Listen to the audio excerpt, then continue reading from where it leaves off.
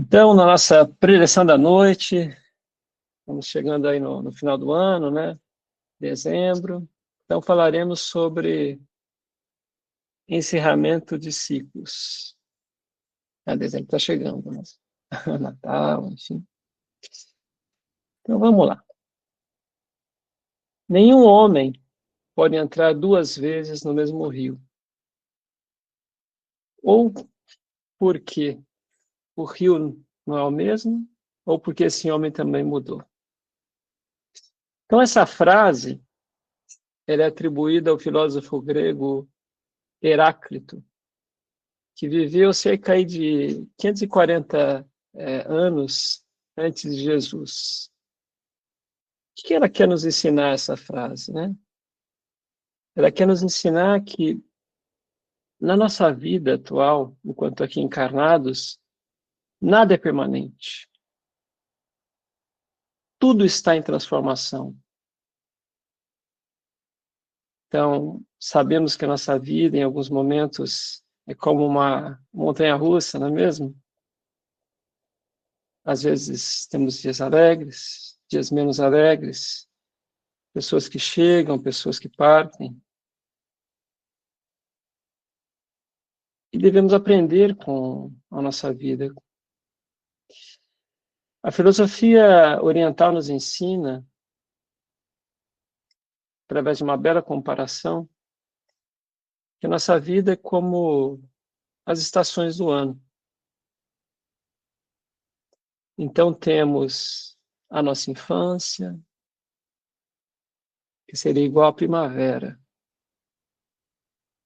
onde devemos crescer e florescer, sentir a esperança desse momento, né? Como é belo, né? A gente visualizar o sorriso de uma criança, a criança brincando, nos toca o coração, não é mesmo?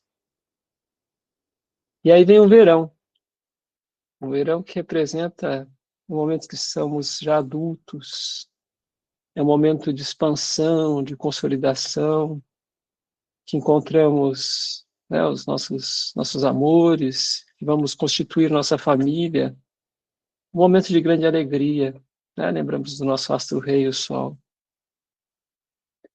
Na sequência vem o quê? O belo outono, né? Aqui na Europa, nesse momento, a gente tem o outono, essas folhas que caem, né? Fazendo esses caminhos maravilhosos por onde passamos, e vai representar o quê? A maturidade, o colher, o desapegar, né? E aí temos a nossa gratidão. Devemos ser muito gratos, né, por esse momento, pela sabedoria, né, como Jung nos fala, né, que a vida começa aos 40, que a partir dos 40 temos, então, essa maturidade, né, para entender que já conquistamos tudo aquilo que estava fora de nós, que o mundo teria para nos oferecer, e podemos, então, fazer o nosso mergulho interior, reforma íntima, mudança, né, autoconhecimento. Às vezes que chega o inverno que traz a velhice, as rugas, né? A renovação também. Traz também como, não podemos nos enganar, né? Trará também para todos nós, a única coisa que é certa enquanto aqui estamos encarnados, a morte. Um dia deixaremos, então, esse corpo para trás, não é? E o inverno nos ensina a renascer, a ter essa sabedoria, né, de vivenciar tudo aquilo que aprendemos ao longo de uma vida, né? Então, é como se estivéssemos falando ali de frutas da estação, né? Um figo, um morango, né? Que tem a data certa ali para a gente comer, né? Vou dar um exemplo aqui, a Dari gosta de falar de pão de queijo, então eu vou falar aqui de panetone, né? A gente tem o panetone que a gente come nos finais de ano, né? Eu sei que aí no Brasil a Balduco abriu as lojinhas aí de panetone, um pouco em todos os shoppings aí. Mas o panetone, quando a gente come fora da estação, não é a mesma coisa, né? Não sei para vocês, para mim não é. Não, porque o panetone me lembra aí o Natal, lembra o meu pai, que adora panetone também, lembra os momentos ali felizes, né? Que vivemos em família, né? Então não é apenas ali o panetone, aquele momento ali, o sentimento, né? Tudo que está por trás ali daquele ato, né? De comer o panetone. E quando nós partimos, né? Daqui, então, chegar esse dia, né? Essa personalidade, né? O André, né? Estou vendo aqui na minha telinha aqui, outros amigos também. Essa personalidade ela vai partir, ela vai deixar de existir, né? Mas ela vai trazer todo o conhecimento, tudo aquilo que vivenciamos, né, nessa vida, que vai se incorporar à nossa alma, ao nosso espírito, né, à nossa individualidade. Então não perderemos nada. Pois como aprendemos aqui na doutrina espírita, né, uma vida, um dia. Tudo tem um porquê. Nada é por acaso. Então vou trazer para vocês aqui uma historinha de um velho camponês aqui, é, que vivia numa aldeia na China, né? Então esse camponês ele trabalhava muito duro, ele tinha uma fazenda e ele trabalhava nessa fazenda com seu filho único ali. E um dia o único cavalo que eles tinham nessa fazenda fugiu. Daí vieram os vizinhos e falaram: Nossa, mas que azar terrível, né? Que coisa triste. Aí o camponês vira para os vizinhos e fala: Talvez, eu não sei dizer ainda se foi bom ou se foi ruim. Pode ser bom, pode ser ruim, né? Aí, alguns dias depois, o cavalo retorna. Mas ele não retorna só. Ele retorna com três outros cavalos selvagens ali. Então, ele que tinha um cavalo passa a ter quatro, né? E aí, os vizinhos novamente ali falam para ele: Olha, que coisa maravilhosa, hein? Você é realmente uma pessoa de sorte aí. E o velho responde: Não sei dizer se foi bom ou se foi ruim. Passa alguns dias, o velho então que tinha esse seu filho único, né? O filho vai tentar domar um dos cavalos selvagens que chegaram então à fazenda. Ele cai do cavalo e quebra a perna. E aí os vizinhos chegam e lamentam, né? Fala: Que coisa triste aconteceu com seu filho, hein? Realmente, quem diria, né? Parecia ter, tá tudo tão bem, né? E acontece isso. E o velho camponês, ele responde novamente, né? Não sei dizer se foi bom ou se foi ruim. Então passam mais alguns tempos ali, alguns meses, e chega então nessa fazenda ali na região, né? Os soldados do imperador, que vêm buscar então os jovens para a guerra, uma vez que o país estava em conflito ali. E aí o filho do camponês, como tinha quebrado a perna, não pôde estar indo na guerra, né? Então vejam, meus irmãos, minhas irmãs, como a providência divina era maravilhosa, né? E como devemos pedir que seja feita a vontade do Pai e não a nossa. Né? Poderíamos ali, no lugar do camponês, reclamar, dizendo: Olha, que coisa triste, né? O que aconteceu comigo, né? Mas não, finalmente ali foi bom, não? Então temos que ter gratidão pelo que nos trouxe até aqui. Pessoas, lugares, situações. Eu me recordo que em 2016, né, os pais vão se recordar dessa história também, eu trabalhava numa empresa conhecida aí no Brasil, chamada Embraer, né, e eu perdi o emprego ali, eu fui mandado embora, né, em 2016. E foi até engraçado, assim, meu filho foi pedir emprego para mim até na sua escola, onde eu estudava. Ele falou com a diretora, ela chamou a minha esposa para um dia para dizer: aconteceu alguma coisa com a família de vocês? Porque o Vitor veio aqui me pedir trabalho pro André, né? Não sei o que está acontecendo. E aí eu fiquei desempregado 2 semanas só, né? Mas assim, aquilo que aconteceu naquele momento me permitiu estar aqui hoje.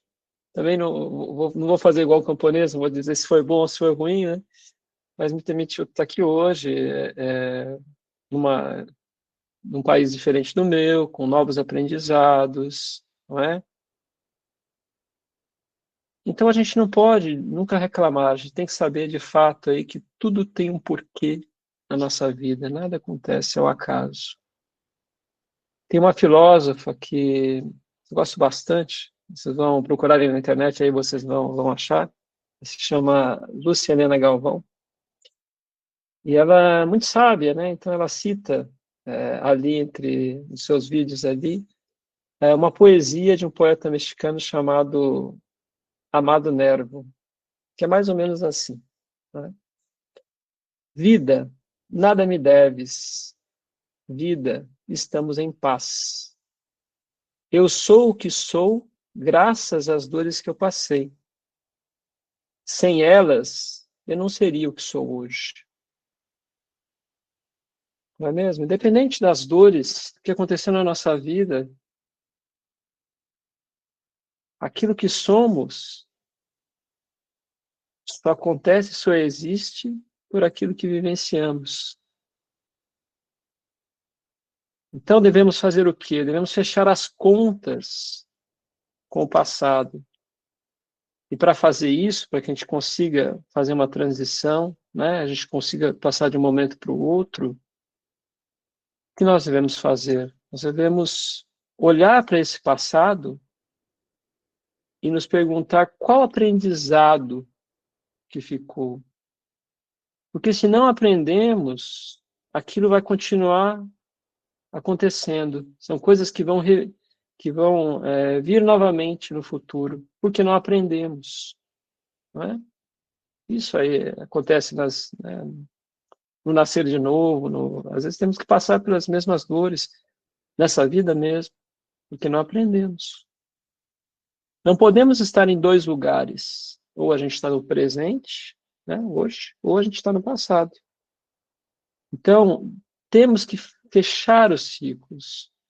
Algo que aconteceu, alguma pessoa, né, que nos fez mal, entre aspas, naquele momento, é o que nos propiciou estar vivendo o que estamos vivendo hoje. Mas é preciso que tenhamos o autocuidado. É preciso que saibamos o momento de mudar, que tenhamos coragem para mudar o que não está bem. É um pouco, tem Paulo Coelho que fala isso nos seus livros, ele fala que é um pouco como um jardineiro, né? O jardineiro, ele pega uma planta, né? E é aquela parte da planta que já não está boa, bonita, que está morrendo, ele vai podar, né? Porque se ele não podar aquela parte da planta, aquela parte ela vai concorrer, né, com tudo aquilo de belo que existe. Então é necessário podar. Então na nossa vida também é mais ou menos assim, não é? Não estamos condenados a viver algo eternamente. Mas para mudar é fundamental que tenhamos o quê? Que tenhamos um propósito. Porque se não temos um propósito, nós somos igual a um barco que está no oceano sem direção. Como saber se a situação que eu vivo hoje ela é boa ou ruim se eu não tenho propósito? Se eu não consigo dizer se ela está alinhada, né, com a direção, com o caminho ali que eu deveria estar seguindo. Nossos objetivos de vida, então, eles devem estar alinhados com o nosso propósito. Essa é uma pergunta que cada um de nós deve estar fazendo para si mesmo a fim de identificar, então, qual que é esse nosso propósito na vida. E uma coisa que é muito importante a gente saber é que, independente aqui da nossa idade, independente daquilo que realizamos, se estamos aqui hoje, é porque Deus tem um propósito para nós. Nada acontece por acaso. Ou Deus não é perfeito? Eu acredito que sim, não? Então, se estamos aqui, se Deus é perfeito, né, devemos buscar esse propósito, essa mudança, esse crescimento, né? Mas como fazer isso? Com muita paciência. Na comunidade espírita, né, existe uma frase ali que ficou célebre, que é: a evolução se mede em milímetros. Então, aos poucos, temos que acolher, né, o homem velho, né, seria aquele que fomos ontem. Temos que, né, o abraçar ali, entender que ele quer ainda o seu espaço, que ele não vai deixar, né, que as situações aconteçam de um dia para o outro, mas temos que ser fortes, temos que ter força de vontade, insistir, seguindo o nosso propósito.